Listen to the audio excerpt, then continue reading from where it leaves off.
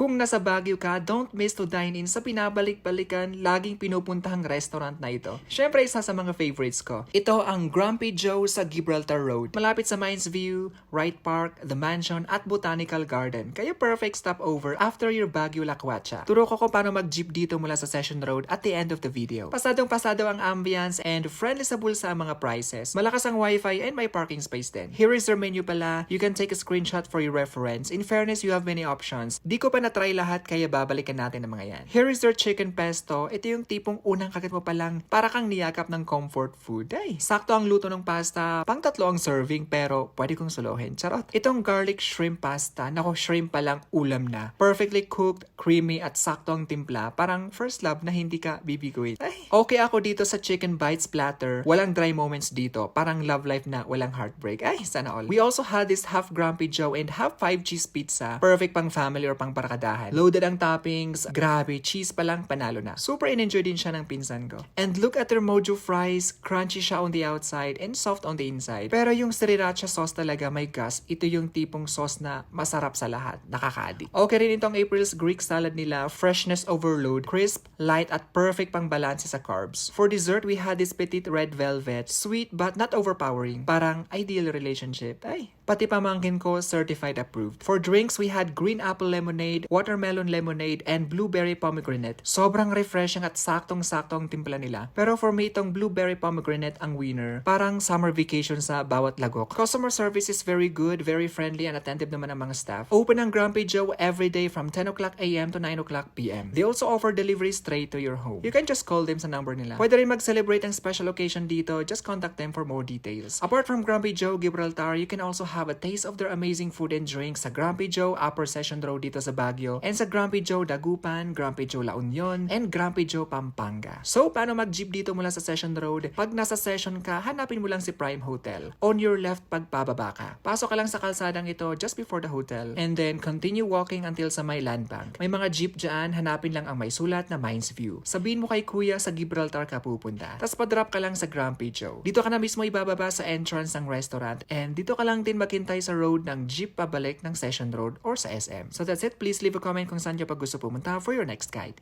Ingat!